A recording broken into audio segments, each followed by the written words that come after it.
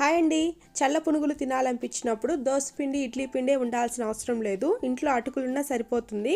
ఒక కప్పు అటుకులు తీసుకొని అందులో 2 కప్పులు వాటర్ వేసుకొని నానబెట్టుకోవాలండి. ఒక 5 నిమిషాలు నానిన తర్వాత మిక్సీ జార్లో వేసుకోవాలి. అందులోనే అరకప్పు పెరుగు వేసుకొని రుచికి సరిపడా సాల్ట్ వేసుకొని మెత్తగా మిక్సీ పట్టేసుకోవాలి.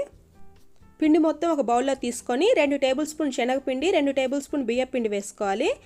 సన్నగా కట్ చేసి పెట్టుకున్న ఎర్రగడ్డలు, కరివేపాకు, పచ్చిమిర్చి వేసుకోవాలి. కొంచెం జీలకర్ర, కొంచెం పచ్చెనపప్పు వేసుకొని మొత్తం కలుపుకోవాలి. పెరుగు వేసుకున్నాం కాబట్టి మళ్ళీ వాటర్ వేసుకోవాల్సిన అవసరం లేదు. మొత్తం కలిసేలా కలుపుకొని ఆయిల్ హీట్ అయిన తర్వాత చేతికి పిండిని తీసుకొని కొంచెం కొంచెం పునుగుల్లా వేసుకోవాలండి.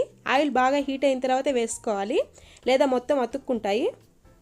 మీడియం ఫ్లేమ్లో అన్నీ వేయించుకొని ఈ కలర్ వచ్చిన తర్వాత పక్కన పెట్టేసుకోవాలి.